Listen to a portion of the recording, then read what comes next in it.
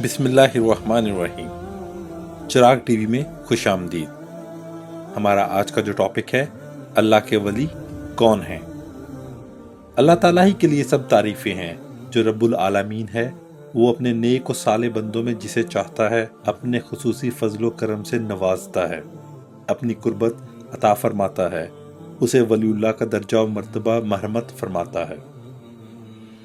حضرت علامہ یوسف نبہانی رحمۃ اللہ تعالیٰ علیہ تحریر فرماتے ہیں کہ ولی لغت میں قربت کو کہتے ہیں۔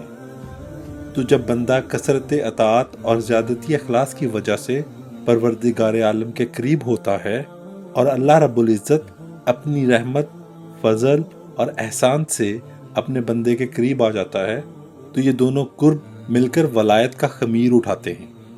قرآن حکیم میں ارشاد باری تعالیٰ ہے، یقیناً اللہ کے ولیوں کے لیے نہ خوف ہے نہ غم۔ ایک اور مقام پر قرآن حکیم میں ارشاد ہوتا ہے، اللہ ایمانداروں کا ولی ہے۔ پھر ارشاد فرمایا، اور وہ نیک لوگوں کا ولی ہے۔ پھر ارشاد ہوتا ہے، صرف اللہ اور اس کے رسول تمہارے ولی ہیں۔ اسی طرح قرآن حکیم میں مزید ارشاد ہے، تو ہمارا مولا ہے۔ بلا شبہ مولا اور ولی کا ماخذ ولایت ہے۔ چنانچہ ارشاد ہوتا ہے، یہ اس لیے کہ اللہ مومنوں کا مولا ہے۔ قرآن حکیم کی ان آیات مبارکہ سے بخوبی طور پر ثابت ہوتا ہے کہ اللہ تعالیٰ بندے کا ولی ہے۔ اسی طرح قرآن حکیم میں یہ بھی مذکور ہے کہ اللہ رب العزت بندے کا محبوب ہے اور بندہ اللہ کا محبوب ہے۔ چنانچہ ارشاد ہوتا ہے، یعنی اللہ تعالیٰ ان مومنوں سے محبت کرتا ہے اور مومن اللہ تعالیٰ سے محبت کرتے ہیں۔ پھر ارشاد ہوتا ہے، اور مومن اللہ تعالیٰ سے بہت زیادہ محبت کرتے ہیں۔ پھر ارشاد فرمایا، یقیناً اللہ توبہ کرنے والوں اور طہارت پسندوں کو محبوب رکھتا ہے۔ چنانچہ جب اللہ تعالیٰ کی ولایت و محبت بندوں کے لیے اور بندوں کی ولایت و محبت اللہ تعالیٰ کے لیے ثابت ہو گئی، تو یہ کہا جا سکتا ہے کہ جب بندہ اطاعت کی حد کو پا لیتا ہے، جو بھی امر ربی ہوتا ہے وہ کرتا ہے، جو رضا الہی ہوتی ہے اس پر عمل پیرا ہوتا ہے، جو منع چیزیں ہیں ان سے منہ موڑتا ہے اور دوسروں کو بھی روکتا ہے، تو پھر ایسا کیوں نہ ہو کہ رحیم و کریم پروردگار عالم بھی بندے کی بات مان کر وہی کر دے جو اس کا بندہ چاہتا ہے۔ بلکہ اس طرح ہونا تو اولا ہے، کیونکہ بندہ تو مسکین و عاجز ہوتے ہوئے بھی اللہ رب العزت کے ارادے و امر پر عمل پیرا ہو جاتا ہے، تو اللہ رحیم و کریم قادر مطلق اور مختار ہوتے ہوئے بندے کی مرضی پوری کر دے تو یہ زیادہ بہتر بات ہے۔ اسی لیے قرآن حکیم میں ارشاد فرمایا، تم میرا عہد پورا کرو، میں تمہارا عہد پورا کروں گا۔ حدیث قدسی ہے، کوئی بندہ میرے فرائض کی ادائیگی سے بڑھ کر کسی اور چیز سے میرا تقرب حاصل نہیں کر سکتا۔ فرائض کے بعد پھر وہ نوافل سے مزید میرا قرب حاصل کرتا جاتا ہے، حتیٰ کہ میں اسے محبوب بنا لیتا ہوں۔ جب وہ میرے مقام محبت تک پہنچ جاتا ہے تو میں اس کے کان، آنکھ، زبان، دل، ہاتھ اور پاؤں بن جاتا ہوں۔ وہ میرے ذریعے سے سنتا، دیکھتا، بولتا اور چلتا ہے۔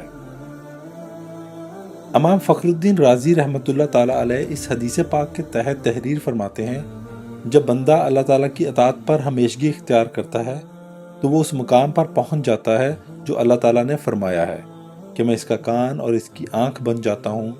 تو جب اللہ تعالیٰ کے جلال کا نور اس کی سامع بن جاتا ہے تو وہ بندہ قریب و دور سے برابر سنتا ہے۔ جب یہی نور اس کی بنائی بن جاتا ہے تو قریب و دور سے برابر دیکھتا ہے، اور جب اللہ تعالیٰ کا یہی نور اس کا ہاتھ ہو جاتا ہے تو وہ خشکی و تری میں قریب و بعید میں تصرف پر برابر قادر ہوتا ہے۔ حضرت ابو الحسن خرقانی رحمۃ اللہ تعالیٰ علیہ فرماتے ہیں، اللہ تعالیٰ صوفیہ اکرام کے قلوب کو نور کی بنائی عطا فرماتا ہے۔ اس بنائی میں اس وقت تک اضافہ ہوتا جاتا ہے جب تک کہ وہ بنائی مکمل ذات الہی کی مظہر نہیں بن جاتی۔ اللہ تعالیٰ کو پا لینے والا خود باقی نہیں رہتا، مگر وہ فنا بھی نہیں ہوتا۔ فرمایا کہ اللہ تعالیٰ نے ایسے اہل مراتب بندے پیدا کیے جن کے دل اس قدر وسیع ہیں کہ مشرق و مغرب کی وسعت بھی ان کے مقابلے میں ہیچ ہے۔ پھر فرماتے ہیں، اللہ تعالیٰ بندوں کو اس مقام پر پہنچا دیتا ہے جہاں سے وہ تمام مقامات کے مشاہدہ کرتے رہتے ہیں، اور بعض بندوں کو وہ مرتبہ عطا کرتا ہے کہ ان کے ذریعے لوح محفوظ کا بھی مشاہدہ کر سکتے ہیں۔ اللہ تعالیٰ کے خاص بندے وہ ہیں جن کو اللہ تعالیٰ نے اپنی ولایت اور دوستی کے لیے ہی مخصوص کیا ہے، اور ان کو اپنے فضل و کرم کی بدولت نفس امارہ کی تابع فرمانی کرنے سے محفوظ کیا ہوتا ہے۔ یہ ولی اللہ ہیں جو اللہ تعالیٰ کی تابع داری کرتے ہیں، اور یہ ولی اللہ ہر دور میں ہر وقت خطہ زمین کے تمام حصوں میں موجود رہتے ہیں۔ زمین کا کوئی حصہ ان کے وجود سے خالی نہیں رہتا۔ قیامت تک ان کے فیضان سے طالبان حق کے مستفیض ہوتے رہیں گے۔ وہ ولی اللہ جو اپنی ظاہری حیات طیبہ کے ماہو سال اس دنیا فانی میں گزار کر عالم بقا کی طرف رحلت فرما گئے اور راہ حق کے متلاشیوں کو منزل حقیقی کا پتہ دے کر اسلام کی ازلی و ابدی پیغام ہدایت کو عام کر گئے، ان کے فیضان کی شمعیں آج بھی روشن ہیں۔ جن کی تابناکی سے گمراہ دلوں کو ہدایت اور صراط مستقیم سے بھٹکنے والوں کو نور ہدایت کی کرنیں ملتی ہیں، جس سے قلوب منور ہو جاتے ہیں اور انسان منزل مراد پا جاتا ہے۔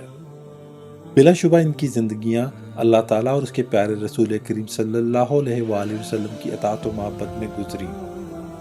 ان کا ہر فعل عشق الہی اور محبت رسول اللہ صلی اللہ علیہ وآلہ وسلم کے جذبہ کا حسین عکاس تھا۔ تا قیامت طالبان حق ان کے تذکروں سے استفادہ کرتے ہوئے اپنی زندگیوں کو سنوارتے رہیں گے۔ اللہ تعالیٰ سے دعا ہے کہ وہ ہم سب کو اپنے مقبول بندوں کے نقش قدم پر چلنے کی توفیق عطا فرمائے۔ آمین۔